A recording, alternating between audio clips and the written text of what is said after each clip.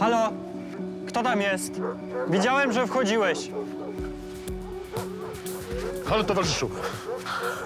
Jest obława na przestępców politycznych. Ktoś już się ukrył? Nie, chyba nie. Towarzyszu, mamy jednego!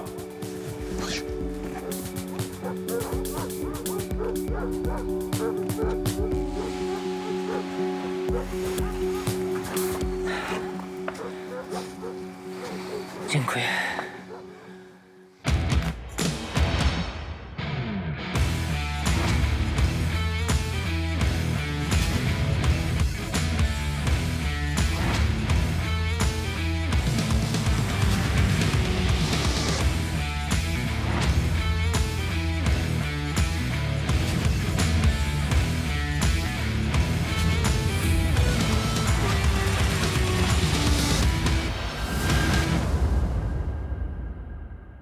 Dziś w odcinku Benia wraca do pracy. Cześć. Cześć. Nie spodziewałem się, że tak szybko wrócisz. No, wróciłam. No, Rolecki sprzedaje zbroję. Zbroi, mówi pani, brakuje. A mogę załatwić? Panie Rolecki, skąd pan to ma? A nie mówiłem, że mam kolegę? z czego to jest zrobione? Z zawleczek do piwa? A ja. Hofer nie chce płacić Ziutkowi za wykonaną pracę. Tu cię mam, krętaczu jeden. Panie Ziutku, no. Zrobiłem remont w jego domu, nie chce płacić. A kasę ma. Muszę się odkuć, to moje ostatnie pieniądze, no.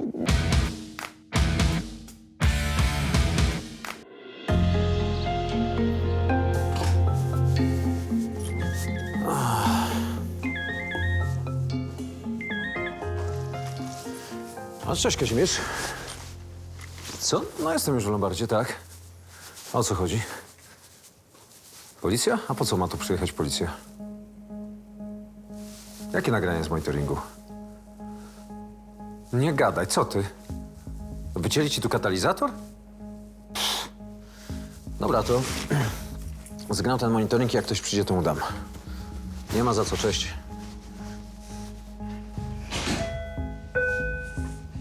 Cześć. Cześć. Nie spodziewałem się, że tak szybko wrócisz. No, wróciłam. No. O, bardzo się cieszę. Fajnie. Mariusz rozczulił mnie tym powitaniem i uściskiem. To było dla mnie naprawdę ważne. Miałam szczęście do fajnych facetów wokół siebie. Dzień dobry, zapraszamy. Dzień dobry. Proszę bardzo. Proszę, dziękujemy. Dzień dobry. Przyniosłem parę rzeczy i pamiątek. No, a skąd pan ma takie skarby? A sprzątałem na strychu, bo robię pokój dla starszego syna. Teraz mieszkają we dwóch w jednym, więc Och, wiadomo. chce mieć chłopak swój własny kąt. Nic dziwnego. Tak, a remont kosztuje, więc jestem. A ma pan może stolik z pedałem do tej maszyny? Był, wie pan, ale ojciec chyba do czegoś zużył. Jakie ładne. Ten pierścień to złoty? Gdyby był złoty, proszę pani, to by na strychu chyba nie leżał, prawda? No, nie wiem. Wygląda porządnie. Klient przyniósł nam bardzo ciekawe przedmioty. Szczególnie interesowały mnie te militarne pamiątki. Wcale nie wyglądały na podróbki. To jest krzyż walecznych z 1920 roku, a za wojnę z bolszewikami. To pewnie zdobyczne, bo dziadek w wojsku nie był, ojciec też nie, zresztą no to nie jego czasy, prawda? A nigdy nic nie opowiadał? No wie pan co, jak byłem mały, to się bawiłem tymi rzeczami na strychu, ale ojciec mnie przyłapał i bardzo mnie zbił i kazał nie ruszać, więc od tego czasu ich nie szukałem już. Oj, to pewnie w wojnę też się pan już nie bawił. Żeby pani wiedziała.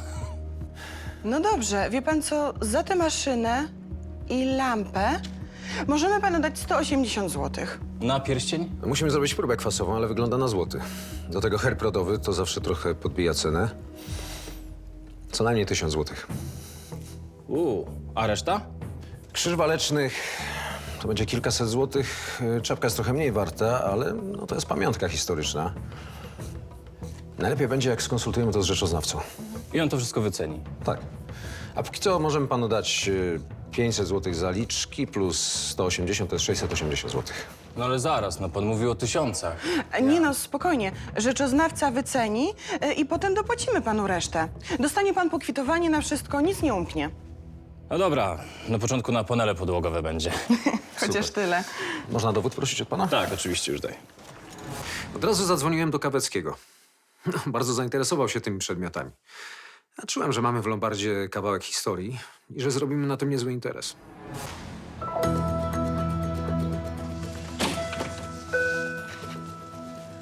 Dzień dobry. Dzień dobry. Przyszedłem zostawić miecz.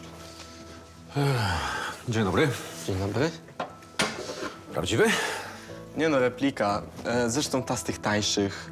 Model Grunwald. Możecie sprawdzić. Kurczę, ciężki. Mamy z kolegami klub gier RPG. Takie gry na kartkach, że siadamy przy stole, rzucamy kostkami i opowiadamy historię. Znam. Tam się wymyśla takie postaci i przeżywa wymyślone przygody. Mniej więcej, tylko my podchodzimy do tematu bardziej na poważnie. Mamy stroje i miecze. A, to faktycznie na poważnie. Szykowaliśmy się na konwent RPG w Wiedniu. Mamy już nawet zakupione bilety samolotowe i opłacony hotel. No, ale niestety nie jedziemy, bo nie udało nam się skompletować zbroi i innych. Taka zbroja to pewnie droga rzecz, co? No, nawet za wynajem chcą krocie, dlatego nie jedziemy. Będzie nam głupio tak bez wczuty. Tam będą zawodowcy. Bez wczuty? No bez wczucia się. Aha, dobrze. A dlaczego pan chce zostawić? No bo na wyjazd pożyczyliśmy pieniądze od rodziców. Mieliśmy im oddać z nagrody. No ale musimy oddać inaczej. To tam są nagrody. No, za sam turniej jest kilka tysięcy euro w puli. Dodatkowo są bonusy za najlepsze stroje. No ale niestety nie jedziemy i musimy zwrócić inaczej. To co, mogę panu zaproponować pod zastaw 50 zł. Pasuje? Poproszę. Jak przyjdzie wypłata, to wykupię. Najwyżej do pierwszego będę grał magię. Mam jeszcze jedną laskę magiczną. A to bardzo różni się gra tą laską od walki mieczem? No jasne, rycerz walczy z mieczem i walczy w zwarciu. A mag, wiadomo, czaruje, leczy, zupełnie inna taktyka. Takiego maga to pewnie łatwiej zabić, prawda? No bo nie ma zbroi, tarczy i tak dalej. Dokładnie, ale za to jak taki mag trafi, to nie ma co zbierać. Pani dałaby z nami radę. Poproszę dowód od pana. Chłopak był zakręcony, ale w pozytywny sposób. Miał swoją pasję, której nie mógł realizować. Szkoda, że nie mógł polecieć na ten turniej. Cześć Marek, gdzie to cię nosi? Dzień dobry, panie Fabisiak. W Lombardzie byłem. Tak źle? Nie, pokój dla Jacka robię na poddaszu i znalazłem tam parę gratów. To zawiozłem. To się chyba obłowi, co? Na panele starczyło. Kurde, nieźle. No, nie najgorzej. A wie pan co, tak przy okazji znalazłem starą czapkę wojskową, order, jakiś pierścień. Serio? No, nie wie pan, czyje to? Bo u mnie chyba nikt w wojsku nie był. Nie wiem. No nic, dobra. Lecę na obiad. Do widzenia. Do widzenia. O, dobry wieczór, panie Kawecki. wieczór. Witajcie, moi drodzy. No co tam dziś macie dla mnie? A, mamy złoty pierścień, niezła próba, z herbem. Zobaczę.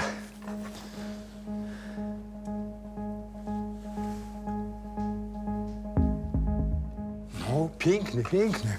A do tego krzyż walecznych i czapka wojskowa. Wygląda na oryginał. I to nie jest czapka wojskowa, moi drodzy, tylko rogatywka. I to z czasu II Rzeczpospolitej. Wygląda na wojska lądowe. A skąd pan to wie? Po kolorze i kształcie. Naprawdę macie tutaj oryginalne, cudowne rzeczy. Dobrze, czekaj. Trafiają się czasami naprawdę skarby. Mąż mikser mi tu zostawił! Ja proszę do gabinetu. Dzień Proszę mi dobry. go natychmiast oddać! Błysk wokół Kaweckiego oznaczał, że przedmioty były naprawdę wartościowe. Poza tym opowiedział o nich kilka ciekawych faktów. No, zawsze miło dowiedzieć się czegoś nowego. Piękne. Herb Dąb. Złoty. A jaka to jest próba? 585. Porządna, szlachecka pamiątka. Tak na moje oko to warta jakieś 2,5, a może nawet 3000. A krzyż? To jest krzyż walecznych z 1920 roku. Z wojny z bolszewikami. O, a to ciekawe. Co? Tu powinien być numer, ale jest zatarty. Przez to traci order na wartości, bo nie wiadomo, do kogo należał. To też ciekawa sprawa. Że zatarty? Właśnie. Wygląda na to, że specjalnie, bo reszta orderu jest w niezłym stanie. Napisy są widoczne. No dobrze, ale kto by coś takiego robił? Celowe zniszczenie? Wie pan, to były różne czasy.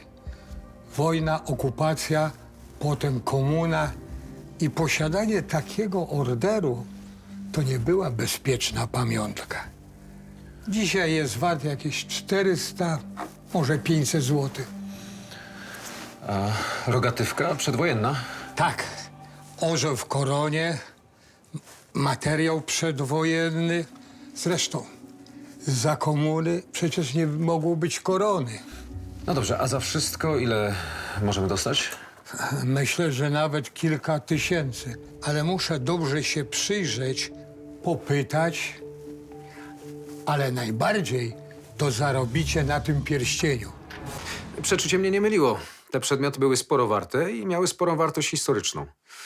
Pozostało tylko czekać na pełną ekspertyzę Kaweckiego, no i powiadomić klienta.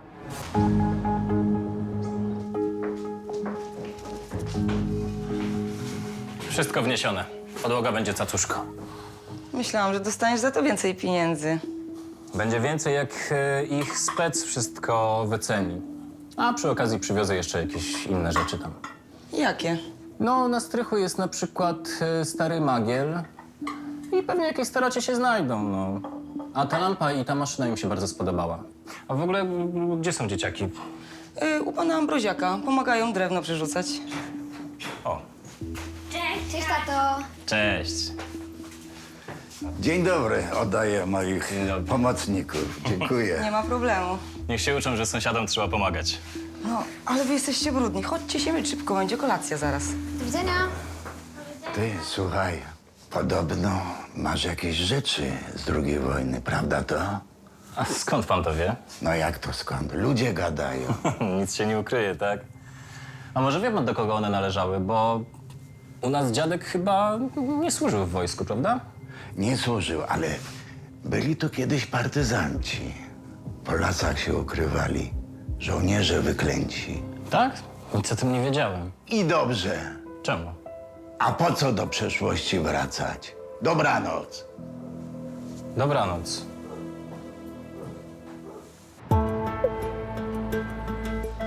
A dzień dobry, panie Rolecki. Z czym pan dzisiaj przyszedł? Dzień dobry, a z niczym. Ja pani Beniu tylko ogrzać się chciałem, bo zimno dzisiaj jak w psiarni. Dacie może herbatki? No wiadomo, że nie odmówimy. Ale pan se zrobi, wie pan gdzie, nie? No jasne. Dziękuję wam, dobrzy ludzie. Tylko panie Rolecki, pan kolegom nie mówi. No co pan, honorowy jestem. W życiu bym nie powiedział, że tutaj można się ogrzać moim kolegom. No co pan?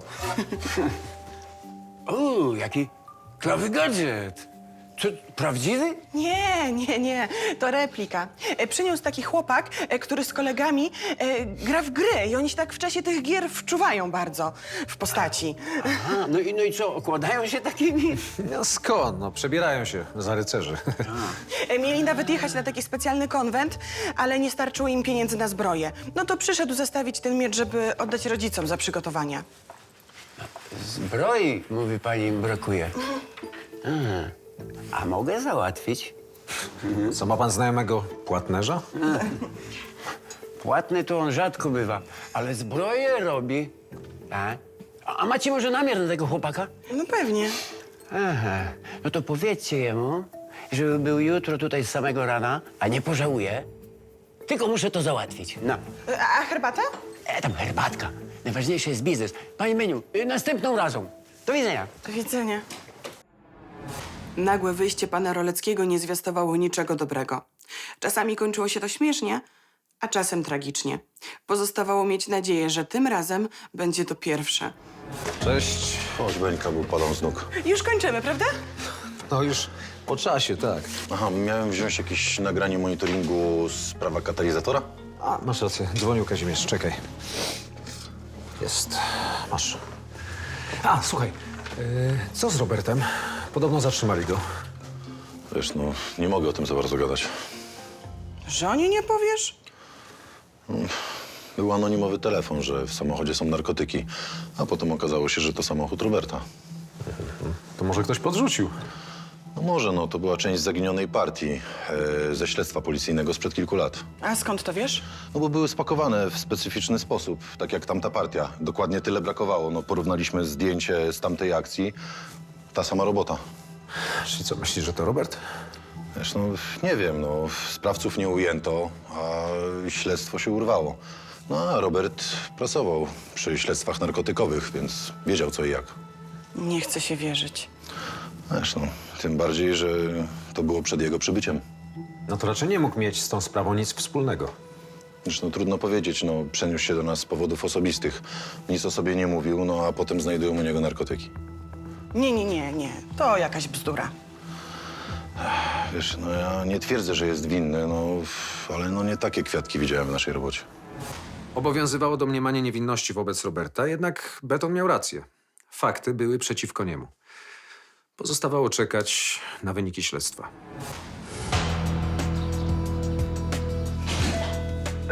Dzień dobry. Dzień dobry. Podobno macie dla mnie zbroję. No, w sumie to my do końca nie wiemy, co dla pana mamy. No to macie czy nie macie? Mamy kogoś, kto ma mieć. No to super. Ale jaką? Skórzaną, płytową, sam napierśnik czy z namiennikami? O, właśnie, idzie ten pan, który wszystko panu wyjaśni. Proszę porozmawiać. Panie Rolecki, skąd pan to ma? A nie mówiłem, że mam kolegę?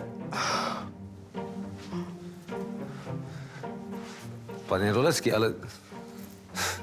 No, ale przecież to miała być zbroja, a nie takie coś. Wow, to jest zarąbiste. Powiem szczerze, pan Rolecki przeszedł samego siebie. Spodziewałam się różnych rzeczy, ale że faktycznie przyjdzie w zbroi? Ten facet nigdy nie przestawał nas zadziwiać.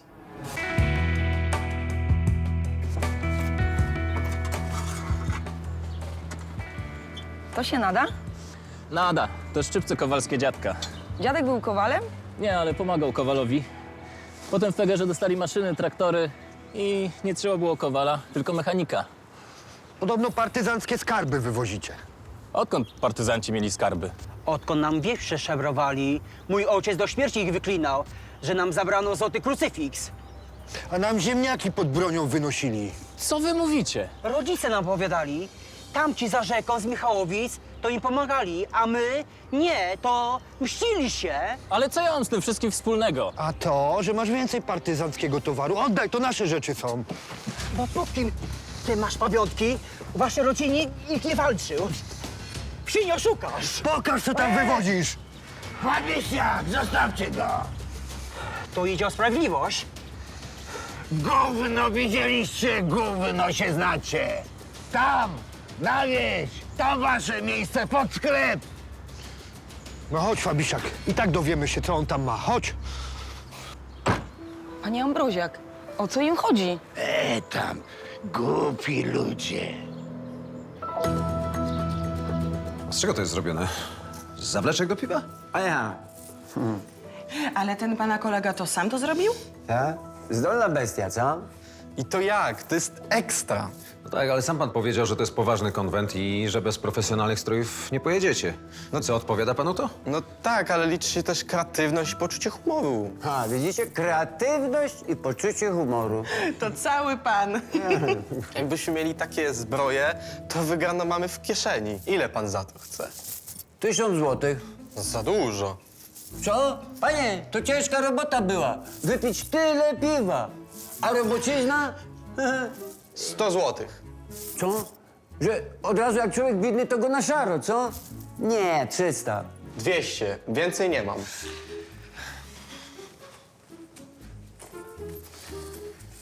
Dobra, niech będzie, no. A kolega da radę zrobić jeszcze 2 takie w ciągu 2 tygodni? Ciężko będzie, kochany.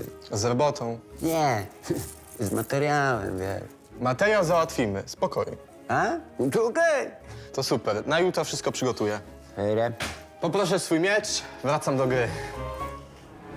Rolecki wyjątkowo nie narobił ambarasu. Co więcej, pomógł nawet klientowi i jego kolegom. Byliśmy pod wrażeniem umiejętności jego kolegi. Ta zbroja z czegokolwiek nie była wykonana, no to był kawał rękodzieła. Voila. Dzień dobry. Dzień dobry. Dzień dobry. O, jak tam? Jak idzie biznes? A idzie. Po to tutaj jestem. Chcę coś do rozwalenia kupić. O, nieczęsto słyszymy to od klientów. Klient to mnie się niezły trafił. Facet robił jakieś interesy we Francji. Coś z winem. No, jakaś arystokratyczna rodzina go przekręciła. Co, dużo stracił? Setki tysięcy złotych. No, tamci mieli kontakty i się obronili. No, facet chce teraz wieczór francuski. Francuski? Ale że co, że bale, suknie? Nie, Bastylia. Niestety gilotyn nie mamy. Bardzo dobrze, by się jeszcze podłożył. A ma się wyżyć. Może świecznik? Mosiężny? O, Wersal Pałac. Za ile? 220. Dzień dobry. Dzień dobry, panie Dzień Ziutku. dobry. A, tu cię mam, krętaczu jeden, ty. Dzień dobry. Żadny dzień dobry. Forsę mi wisisz. Pan Ziutek był wściekły. Okazało się, że Hoferowi nie idzie tak dobrze, jak mówił, a przez to tracił też Ziutek.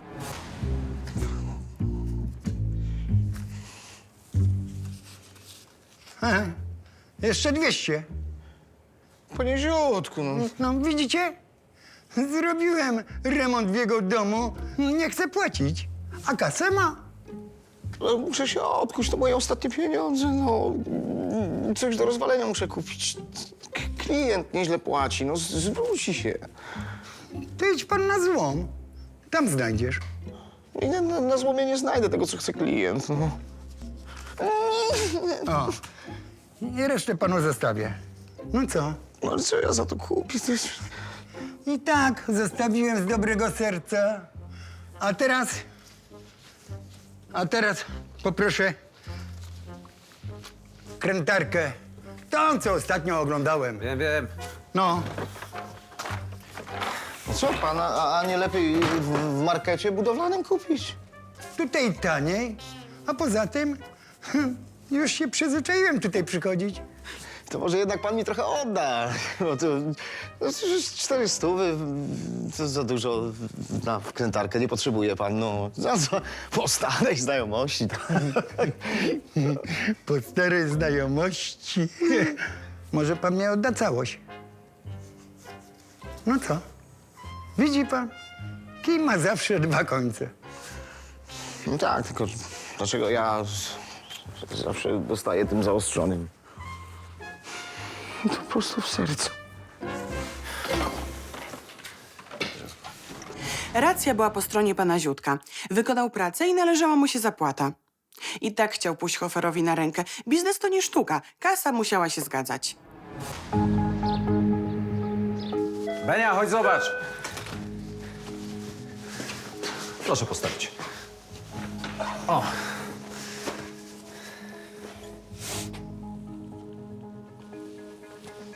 No piękne rzeczy, piękne. U mnie w gospodarstwie to już sama chińszczyzna. No u mnie też, ale te nowe narzędzia są lepsze po prostu. No, są lżejsze, ostrzejsze. Ale duszy nie mają. Jak ktoś chce się narobić, namachać, to niech sobie macha duszą. Ja nie mam na to zdrowia, proszę pani. Ale ładna ta wyżymarka. Ale już niepotrzebna. Kiedyś się robiło wyżymarką, no teraz są pralki automatyczne, wszystko zrobią. No ale co z moimi pamiątkami? A, rzeczoznawca ma jeszcze dać znać, ale pierścień jest wart co najmniej kilka tysięcy. Ja rozmawiałem z takim starszym sąsiadem i on mówił, że u nas w lasach chowali się partyzanci. Żołnierze wyklęci, może to któregoś z nich jest. No może. To mogła być ważna poszlaka w kwestii identyfikacji tych pamiątek. Zadzwoniłem do Kaweckiego, żeby przekazać mu informacje o żołnierzach wyklętych. Okazało się, że on też się czegoś dowiedział i chciał o tym porozmawiać z klientem. Proszę powiedzieć, wie pan coś więcej o tych partyzantach? Tylko tyle, że wieś z nimi źle żyła. Tam się zdarzały podobne jakieś wymuszenia. Tak, no to normalne, wie pan, historia nie jest czarno-biała. Tak. Dobrze, proszę bardzo, tutaj jest umowa, proszę o podpis. W tym miejscu i na drugiej stronie w tym samym. I 120 zł. Dzień dobry. Dzień dobry. O! Dzień dobry, panie Kawecki. Dzień dobry. To jest właśnie klient od tych wojskowych pamiątek. Bardzo mi miło. Kawecki rzeczoznawca. Dzień dobry. Marek Krzywicki. Mam dla państwa wspaniałą wiadomość. Tak? Wiem, do kogo należały te rzeczy. Do kogo? Zaraz. Podporucznik Dąb Kozłowski. Proszę. Kawecki naprawdę się wykazał i dowiedział się wielu ciekawych rzeczy. Dzięki temu opowiedział nam o potencjalnym właścicielu pamiątek. Mała śpi. Proszę bardzo. Dziękuję.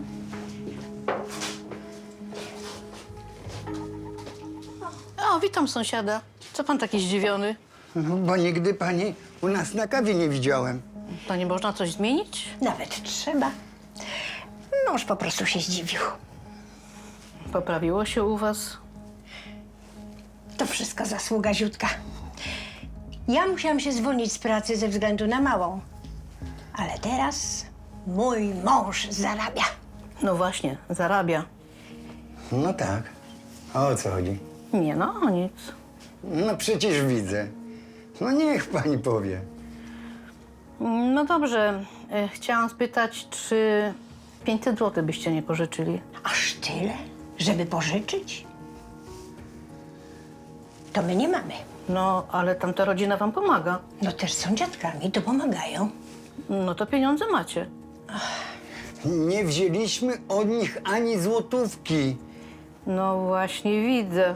Zabaweczki, sprzęciki, mała zawsze wystrojona. A co, mamy wyrzucić? Bo sąsiadów boli, że dziecko ma w czym spać, w czym na spacer wyjść? Tam skąpicie. Tylko tacy z was sąsiedzi. Do roboty niech pani idzie, a nie na żebry przychodzi. Sknery. Sknery. No bezczelne babsko. A nie mówiłem, że tak będzie? Kasia i Zdebskich ich w oczy kole. Skąd pan to ma? Znalazłem, była ukryta w tej rogatywce. A wie pan coś więcej o tym Dąb Kozłowskim? Niewiele. W wieku 17 lat walczył w wojnie z bolszewikami. Stąd ten krzyż walecznych. Potem wrzesień 39, AK, konspiracja. I tu niestety się ślad urywa. Może wstąpił do partyzantki. No dobrze, ale ja dalej nie wiem, skąd te rzeczy znalazły się u mnie w domu. Ale pan ostatnio mówił o partyzantach w okolicy. Byli, ale podobno zdarzało im się napadać i grabić sąsiadów. Przecież musieli z czegoś żyć. A jak ludzie nie chcieli pomagać po dobroci, no ale tym zajmie się IPN. My musimy tylko powiadomić. Jak to? A co z moimi pieniędzmi? Przecież miałem dostać parę tysięcy. IPN panu na pewno wypłaci jakąś rekompensatę. Jakąś rekompensatę? Przecież ja mam zaczęty remont w domu. Ja przyniosłem te przedmioty, żeby mieć pieniądze tu i teraz. IPN wypłaca bardzo szybko i sprawnie pieniądze. Tylko musi się zająć tą sprawą. Nie, nie ma mowy. Panie Marku, spokojnie. Ja pana rozumiem, ale proszę zrozumieć też drugą stronę. No ale wy też na tym tracicie. Zapewniam pana, że nikt na tym nie straci. Chodzi też o rodzinę tego podporucznika. Prawdopodobnie poszukiwali go. No, należy im się prawda. Proszę nam pomóc w śledztwie, a na pewno krzywda się panu nie stanie. W końcu klient dał się przekonać i zadzwoniliśmy do IPN-u. Rozumiałem jego obawy, ale mieliśmy już podobne przypadki i wiedziałem, że wyjdziemy na tym dobrze. Zarówno finansowo, jak i moralnie. Mam kasę. Przyszedłem po świecznik. A skąd tak nagle masz? Sprzedałem łódź. To ty miałeś jakąś łódź? No, ostatnio była u mnie wycieczka z Gdyni. Chcieli się wyżyć. I? No i mieli być wędkarze. No, znalazłem łódkę koło rzeki, przytargałem z Roleckim, dorzuciłem kilka wędek i już, no. A oni jak to zobaczyli, to odmówili rozruby. Ale czemu? No bo się okazało, że to rybacy są, a nie wędkarze, a dla nich to jest potwarz. Ale co potwarz? Łódź i wędki? Pomylić wędkarza z rybakiem to źle, ale rybaka z wędkarzem? To już w ogóle. Oni żywią ludzi. Dla nich wędkarze to tylko męczą to pływające złoto dla przyjemności. No, nie wiedziałem. A jak panu się udało sprzedać tę łódź i to zimą? No, Krystek znalazł przez internet fanatyka wędkarstwa i sprzedałem mu za 2 stówki. Pewnie z małą prowizją. Bez małą. Na świecznik starczy. A macie może kieliszki do wina? Klient się ucieszy. Tak, były takie. Już przynoszę. Hofer nas zadziwiał, ale inaczej niż zwykle. Z zakręconego artysty przemieniał się w naprawdę sprawnego biznesmena. Właściciel tajemniczych pamiątek wojennych postanowił dowiedzieć się o nich więcej. Wraca do domu po rozmowie z sąsiadem. Halo? Halo? Kto tam jest? Halo? Ej! Złodziej! Złodziej! Złodziej! Marek!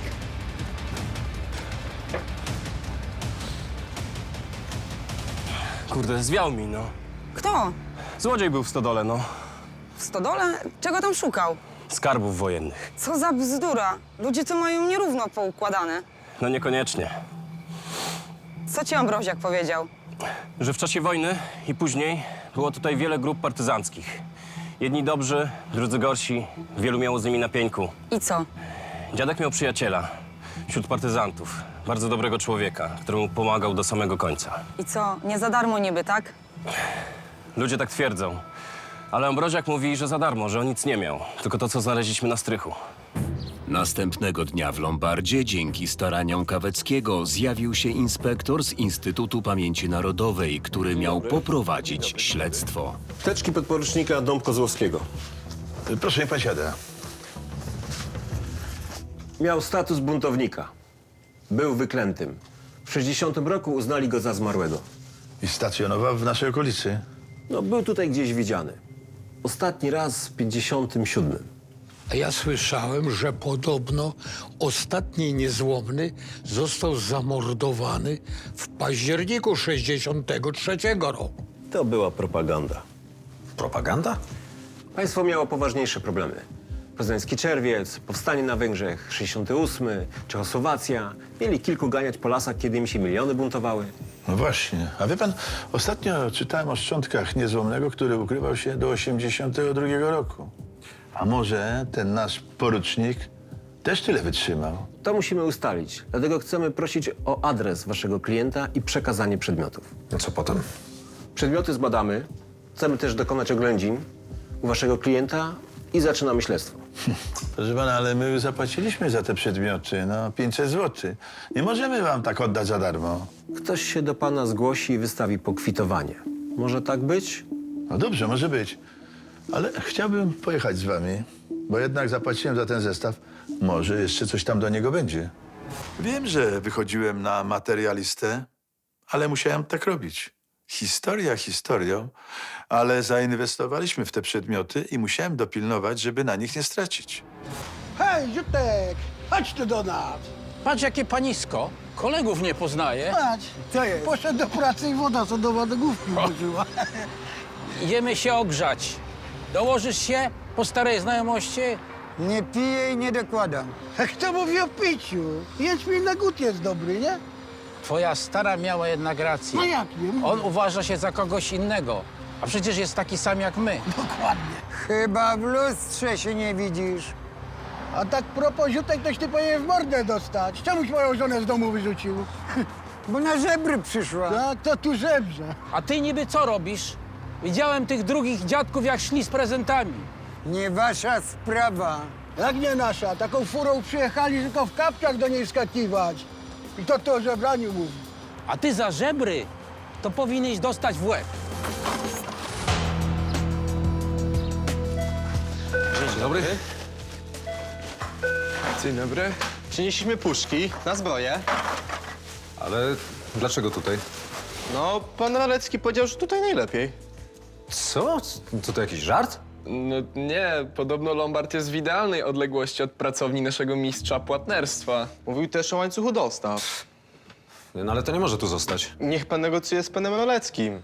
No, my zapłaciliśmy za materiały, a on miał się zająć całą resztą. Dobra, nie jesteśmy przechowalnią puszek. Zabierajcie mi to. Gdzie my to mamy przechowywać teraz? Nie wiem, dogadujcie się z Roleckim, mogę wam nawet dać adres do niego. Ale Lombard to jest ostatnie miejsce, gdzie można przechowywać puszki. Proszę bardzo. Pan Rolecki. No, z Roleckim to tak zawsze. Dać mu palec, a weźmie rękę. No fajnie, że chciał pomóc chłopakom i mógł coś na tym zarobić. Ale dlaczego naszym kosztem?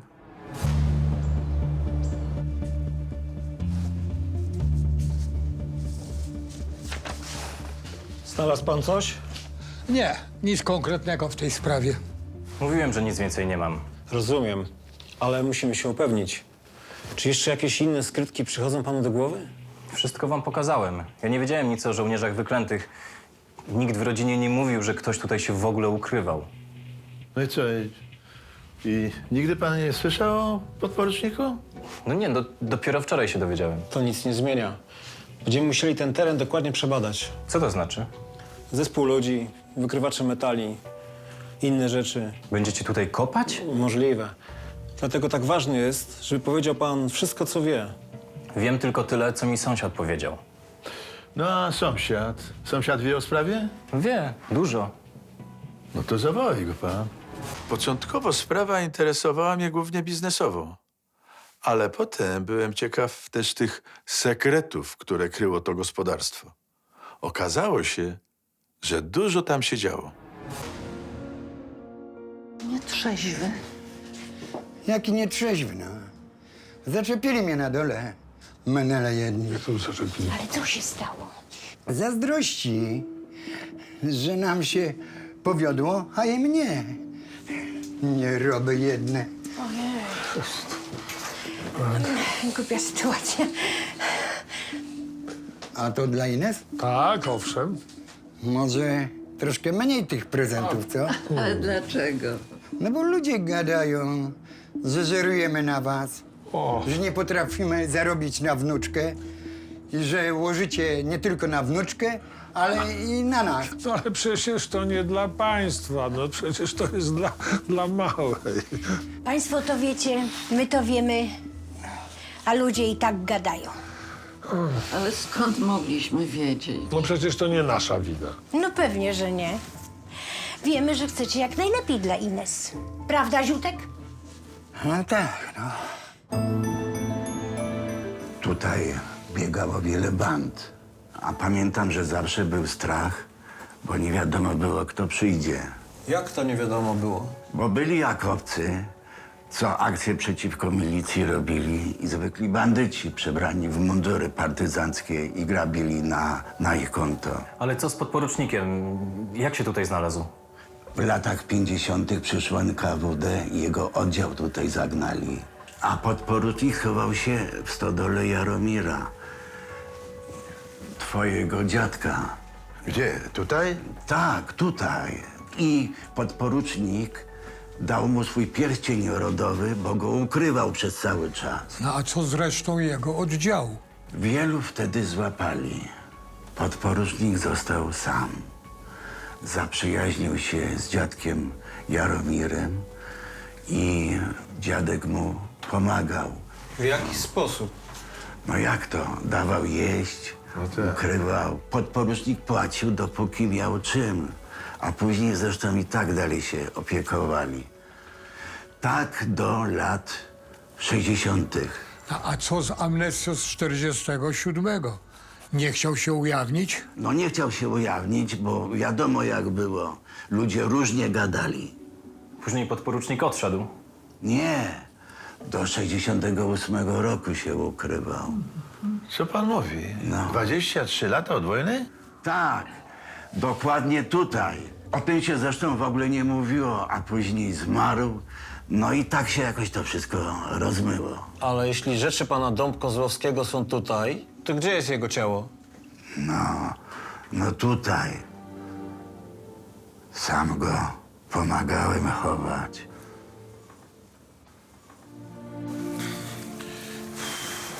No i gdzie to jest? No, gdzieś tutaj.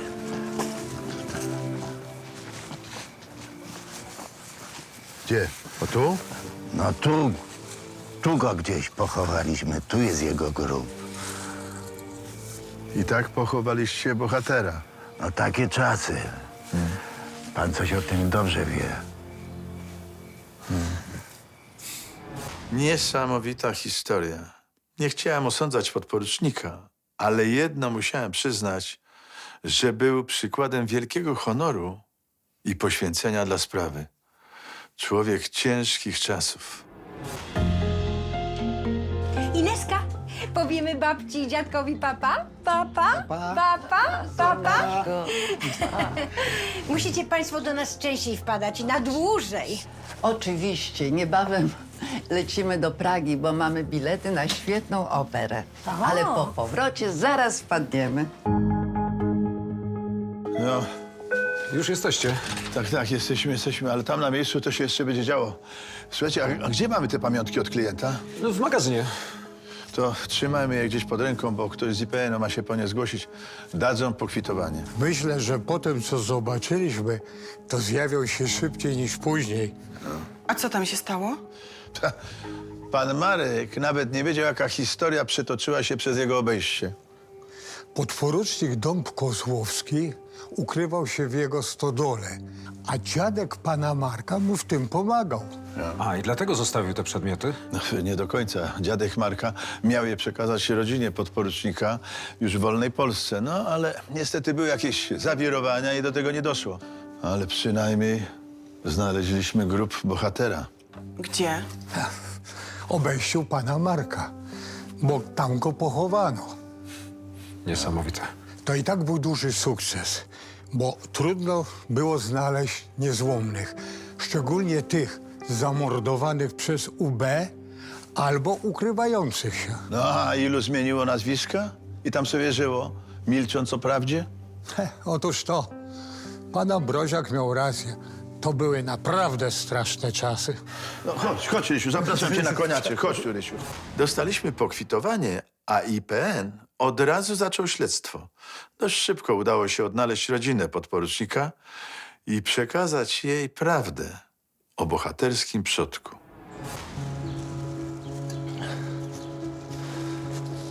Ja pomogę. Tutaj pochowaliśmy pani ojca. Ładnie. Tutaj miał spokój. To jest zdjęcie mojego ojca z 38. Jak wchodzili Rosjanie, mama kazała zniszczyć wszystkie zdjęcia. Wiedziała, co nastąpi. Jedno ocalało. Schowałam go, nie wiedząc, że ryzykuje życie swoje, mamy i taty. Takim go pamiętam.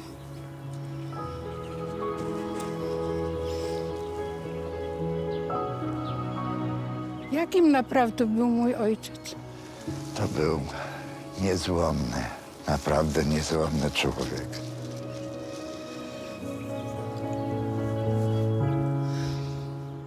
W następnym odcinku Zefel kupuje w Lombardzie obraz.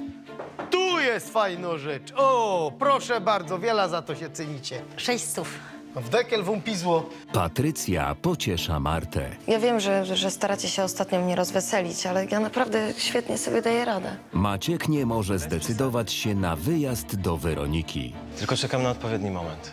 Jak ty tak będziesz czekał na odpowiedni moment, to ci ktoś dziewczynę sprzed nosa sprzątnie i będzie po kłopocie. Więcej informacji o serialu na naszej stronie na Facebooku, Instagramie i TikToku.